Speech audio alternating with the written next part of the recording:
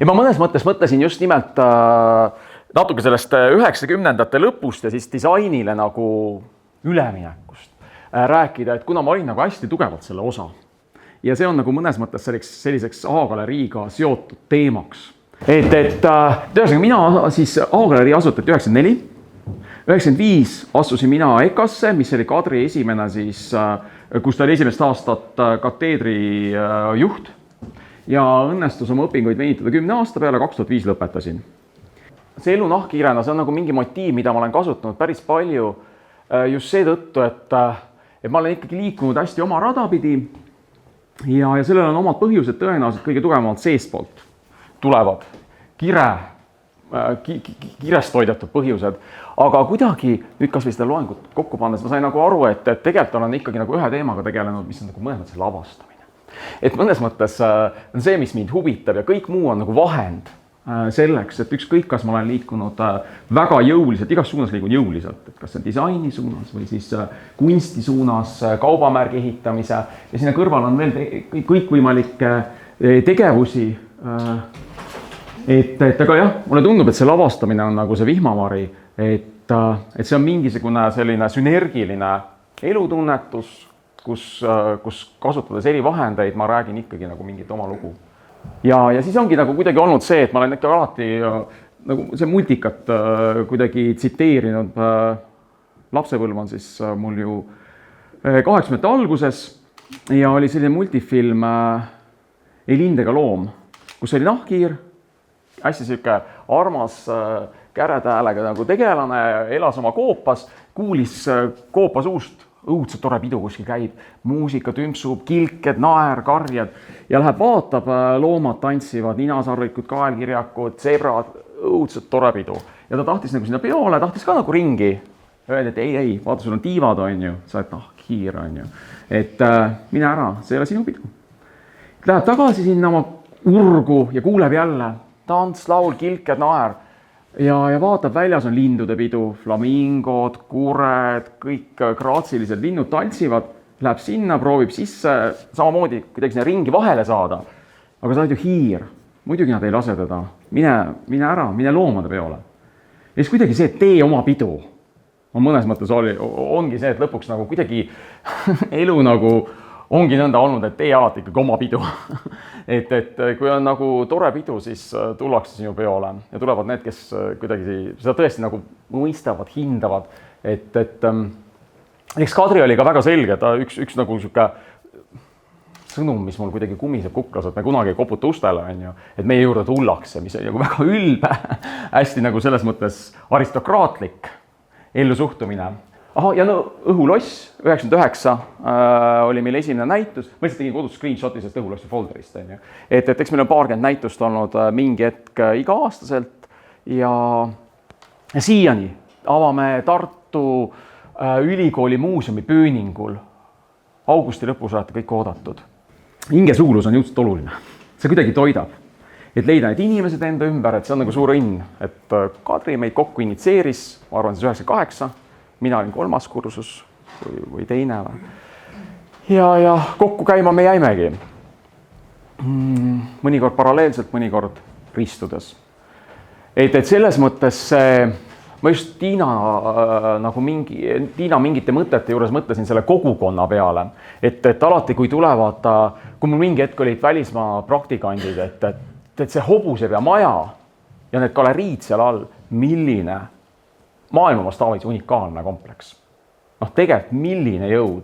Et selles mõttes sellist maja, kus oleks, me oleme pinkides, palju meil on 56 pinki majas või midagi sellist, võib-olla isegi rohkem täna. Et sellist asja ei ole kuskil maailmas. Tegelikult. Et see on täiesti väärtus nagu omaette. Et mõnes mõttes, et ühtpidi Kadri nagu lõi hästi jõulise, filosoofilise, maailmavaatelise baasi, miskit pidi lõida ka kiilu vahele. Mida oli ikkagi väga selles mõttes A-galerii oli ikkagi, ega me seal see ei ole mõeldav, et me näitame seal. Et kuidagi me vallutame maailma, suured maailmagaleriid, kompromissitu, idealistlik, kontseptuaalne, kaasaegne ehe. Ei mingeid väikseid müüdavaid vidinaid mõeldamatu. Et selles mõttes ta kuidagi toitis hästi sellises kompromissitus suunas. Ja noh, see on see, mis jäi nagu sealt 90. lõpust kõlama ja selles mõttes A-galerii oli selline, kuidas öelda, jah, et me ei olnud isegi kursis või kuidagi nagu, see oli täitsa tabu oli. Et ta miskit pidi hindas ja eks ma selles mõttes ju, ütleme, Coach Amos tegid seeriaehet. Mõnes mõttes te olite selles mõttes pioneerid, et te tegite ikkagi terviklikud seeriad, ikkagi täitsa disaini lähenemisega. Te lõite nagu tooteid.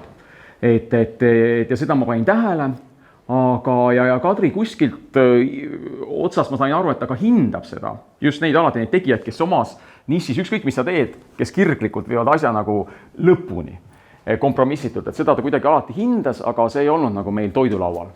Ja siis ma just nüüd loengut ettevalmistus leidsin see 2007 artikkel, mis mulle õudselt jäi meelde. Kadri artikkel, kas see oli Postimehes või Ekspressis. Et selles mõttes läbi tema üliiroonilise prisma, et selles mõttes 2004 vist sai siis muuseum endale disaini nime Tarbekunsti disainimuuseum.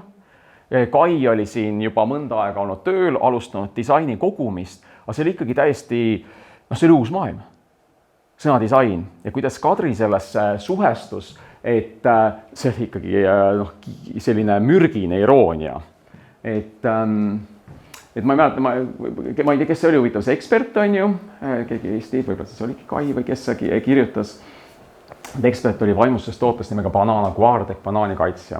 Klassist karvike, millesse võib panna banaani juhul, kui see kuju vastab nõuetele. Ja siin paar tsitaati veel samast artiklist. Kaubahoov, see on juba hinnanguline, et külastan selliseid kaubahoove peamiselt tunnetuslikust huvist, sest ka akadeemias oli disainiteaduskond tekkinud, et see kuidagi kuskilt igast nurgast nagu imbus sisse, aga Kadri maailm oli kompromissitult ideaalide, ideede, väärtuste keskne kontseptuaalne selline ehte kehandi ehitamine. Selles mõttes ta nagu üks teine nagu märkus, mis mul kuskil kuklas on see, et ta ütles, et mina ei tee iluasjakesi. Lühike, tabav, hästi ülbe. Ma ei tee iluasjakesi. Ja selles mõttes, et need, kes seal A-galeriis näitavad, teevad iluasjakesi.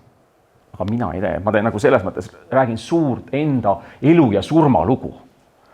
Et selles mõttes ta oligi sügavalt tunnetuslik, et need asjad kasvasid välja tal, nagu kõik Kadri puhul kasvas välja. Hästi nagu sügavalt, et ja selles mõttes, et see iluasjakesed, et mis see disain on, et disain on inimkonna rikkama kihinõrkus.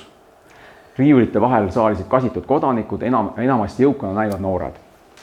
Ja tõepoolest ei kujuta ette, kellel neist eluliselt vaja terasest seepi või väikeseid pabereid, mis kenasse plastkarpi pakituna pidid hakkama teatud olukorras vahutama. Ja muidugi need kunagi ei hakka või see on kõik see Kadri suhtumine seal sees. Ja absoluutselt muidugi näpud ei lähegi mustaks. Ja see on siis viimane lõik sealt.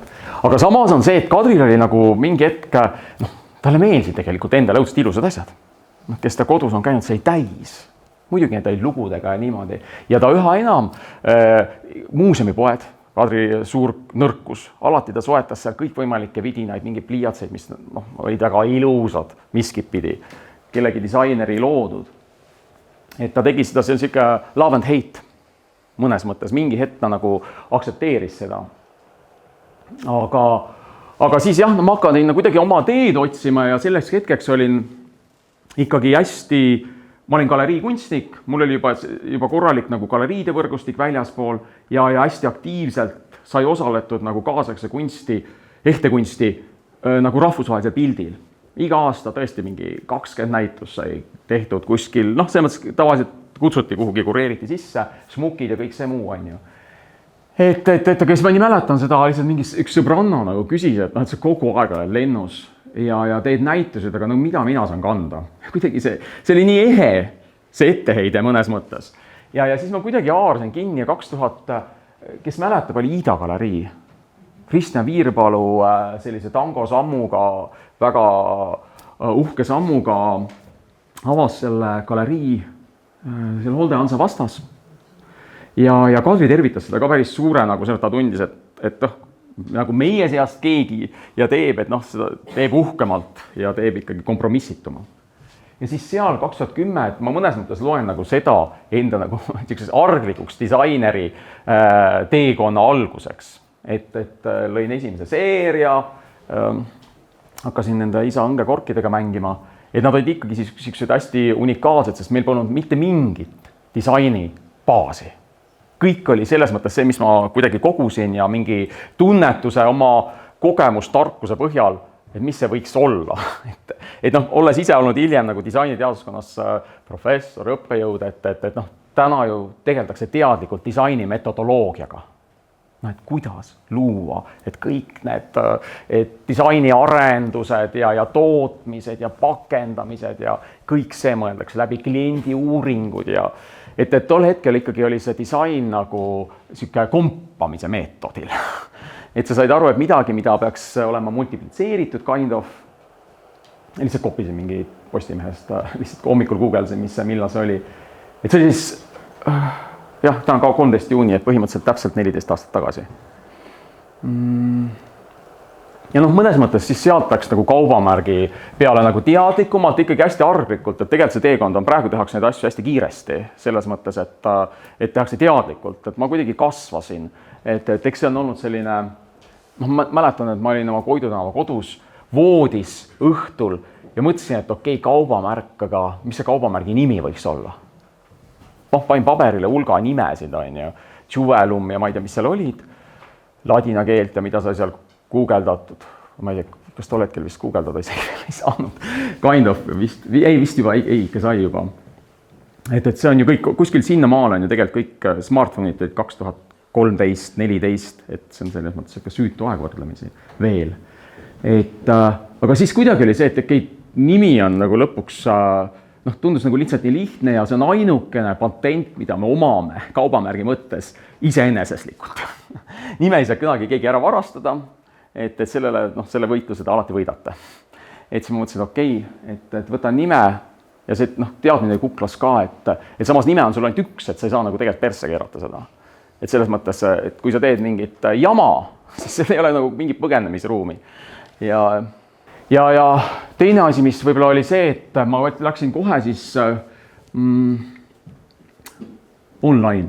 Otsustasin, et nägin selles nagu potentsiaali ja tegelikult teine inimene, kelle tööle võtsin. Esimene oli Triin Elias mul, teate ka tõenäoliselt ehte lõpetaja. Ehte eriala on alati parim platvorm headeks inimesteks, keda usaldada. Et selles mõttes praegu mul on ka Annes on ateljees parem käsi, et kuidagi ikkagi seal on väga hea see kultuur all ja kätega osatakse ka, aga ühesõnaga Triin oli esimene ja siis teine inimene, kelle ma võtsin tööle, oli kohe veebiarendaja täiskohaga, et ta on siiani tööl mul ja selles mõttes see on olnud õige samm, see on see veebipoe avaleht täna, et see on raske mõelda, aga päriselt nagu see veebiarendus on nagu täis töökohaga töö non-stop, et täna meil on vist 5 veebipood WooCommerce'i peal. Aga et selles mõttes nende pluginad, see on nagu uskumatu maailm, millest ma ei tea mitte midagi. Aga et see on olnud nagu hästi õige otsusinvesteering. Et jah, et täna on mul 5 inimest tööl, ikkagi üle 1000 toota, et selles mõttes see, kuidas öelda, võib-olla see, et mul on 5 inimest ja ma suudan neile palka maksta, on üks asi, mis mind tegelikult uhkeks teeb. Tegelikult. Et see on väga reaalne asi, et neil on oma pered, kodud on ja tegelikult see, et ma tegelikult nagu pakun neile seda keskkonna, mulle tundub, et nad kõik naudivad seda, et meil on selline väike tore firma, et see on tõesti midagi sellist ja see on jällegi tohutu irdumine Kadri maailmast, ilmselgelt. Tohutu irdumine nagu, et ega selles mõttes ju Kadri tegi, ta ei rääkinud kunagi klientidest, nüüd hiljem on nagu tulnud välja, tegelikult ta tegi väga palju tellimusi. Aga ta olid muidugi alati väga kadrilikud, selles mõttes võrdlemisi kompromissitud, aga ja ta alati oli väga uhke, et suudab iseennast majandada.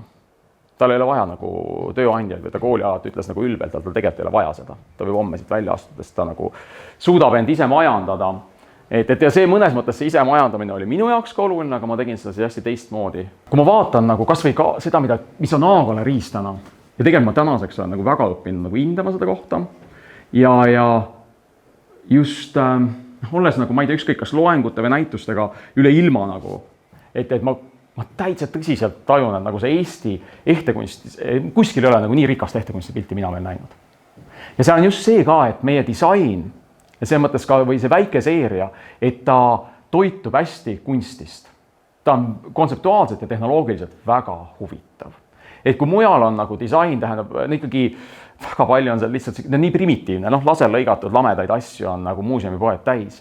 Et selles mõttes see tehniline väga siiski endiselt veel tugev baas ja siis see mõtte nagu vundament, et need kokku on andnud selle, et isegi see seeria disain on õudselt huvitav.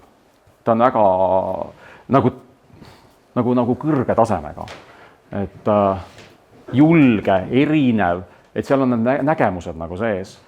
Et see on midagi, mida ma olen aru saanud ka enda puhul, et selles mõttes täna sünnib ikkagi disain laua taga. See sünnib ikkagi kliendi sihtrühma kaardistamisega hakatakse pihta. Siis minnakse nii-öelda fieldwork, minnakse nende sihtrühmaga tööle ja see tundub õudus mõnes mõttes nagu. Et ma olen ikkagi ka nagu tunnetuspõhine, töötan ihadega, nagu ma ütlen. Et selles mõttes see annab nagu kõva eelise mingis suuremas pildis, et see on kuidagi nagu, praegu mulle tundub heas balansis. Et kuidagi see disainerina ka saad ajuda, et kõik on nagu võimalik, mis on nagu tegelikult kunstimaailma mõttemudel. See on mingi väga primitiivne näide, mida ma tihti olen nagu kuskil keskkoolis näidanud, aga ma võtsin selle, kopisin selle siia vahele ka, et on need päris meriobud, ostsin Singapurist, Hiina meditsiinipoest ja siis sai neist igasuguseid vingerdusi tehtud, et neis oli nagu selline rokokoolik vorm on ju ja päris kuivatud meriobud ja sai, mul oli terve näituse kehandid neist tehtud ja aga ilmselgelt nagu enamikes inimest võõristust tekitav. Need on need asjad, mis lõpetavad kas kuskil kollektsionäärid, nad ka kannavad, on mingid üksikud inimesed, kes naudivad, nad kutsuvad seda conversation piece või statement piece. Aga siiski, ülielitaarne ja selles mõttes ekstravagantne. Aga selles mõttes, see on nagu samhaaval. Nii, need on nagu juba elektroformitud, ta on seal kullatud ja on nagu natukene lihtsamini söödav. Siis on nagu valutehnikas mingi ripats siin mardikaga küll veel.